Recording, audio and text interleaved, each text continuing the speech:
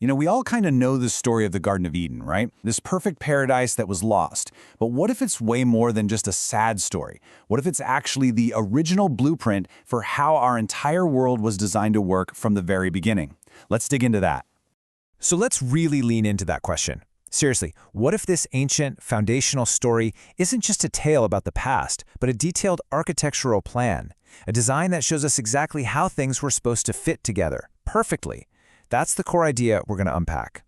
The whole idea here is that the Garden of Eden isn't just some beautiful place that's gone forever. It's the model, the gold standard for creation. It's a concept some people call the pattern of the kingdom.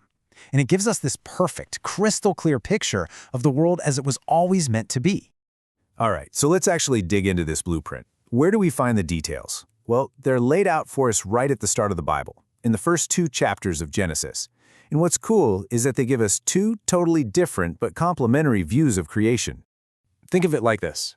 It's like having 2 different camera angles on the same event. Genesis 1 is the huge, wide-angle cosmic shot. You've got God speaking the entire universe into existence out of chaos. It's massive. But then Genesis 2 zooms all the way in for a close-up. It shows God getting his hands dirty, personally and carefully forming man and planting a garden. One view is epic and universal. The other is incredibly personal and relational. So what holds this whole blueprint together? Well, it's actually built on a really simple but incredibly powerful structure. Think of it as being held up by 3 foundational pillars. And here they are. It's this simple. God's people living in God's place under God's rule. That's it. That's the framework. It might sound simple, but this is the absolute key to understanding the entire design of creation. So let's break that down a little bit. For God's people, you have Adam and Eve. They were created specifically for relationship, with God and with each other. For God's place, you have the garden itself, which was this perfect sanctuary of stunning beauty and total safety. And God's rule? It wasn't some long list of complicated laws. It was just His word. And trusting that word brought about this state of absolute, perfect harmony. Okay, so that brings us to humanity's role in all of this. Because they weren't just hanging out in the garden. They were given a very specific and actually a very royal task to perform. And it all comes back to this one really crucial idea. Imago Dei. It's Latin for image of God. The point here is that humans were made uniquely in this image. Now, this has nothing to do with what we look like. It's about being created to reflect God's character. Our ability to love, to reason, to create, to have a relationship. It's what sets humanity apart. And because they were made in God's image, humanity was given what's called the dominion mandate.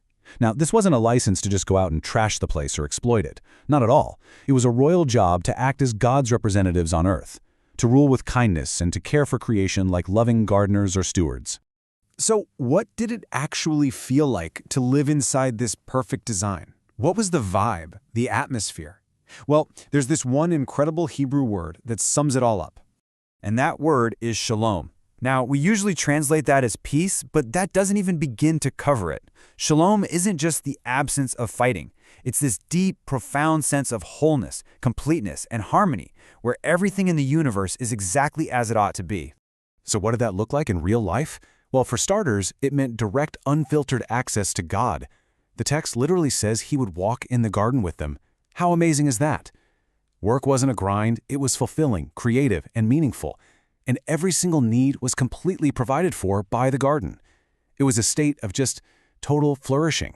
Now, right in the middle of all this, you have these 2 famous trees. First, the tree of life. It was basically a physical reminder that God is the source of all life, encouraging this daily sense of dependence on Him. Then you have the tree of the knowledge of good and evil. Now, this wasn't some kind of trap. It was a boundary that represented a choice. Will you trust God's wisdom about what's good and evil, or will you try to define it for yourselves? Okay, so you might be thinking, this is a great story, but why does a blueprint from thousands of years ago even matter to us now? Let's talk about why it's so much more than just an old story. Well, here's why it's so powerful. The idea is that this pattern, it's like the ultimate standard. It sets the bar for how things are supposed to be. And that deep ache we all feel inside, that longing for real justice, for true peace, for breathtaking beauty, the argument is that those are all just echoes of this original design. We're all homesick for a world we've never seen. And that really gets to the heart of it all. The rest of the Bible from that point on is essentially the epic story of God working throughout history to restore his original pattern, to get back to his people, living in his place, under his rule. The whole story is a journey back to the garden. And this is where the whole blueprint just clicks into place. This powerful idea connects the very beginning of the story to its climax. It suggests that the tree of life in the garden was a foreshadowing of another tree, the cross, which now offers the very same eternal life that was first represented back in Eden. So that leaves us with a pretty big question to think about.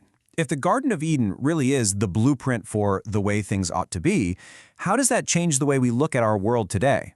How might this ancient pattern inform our own search for justice, for peace, and for beauty, right here, right now?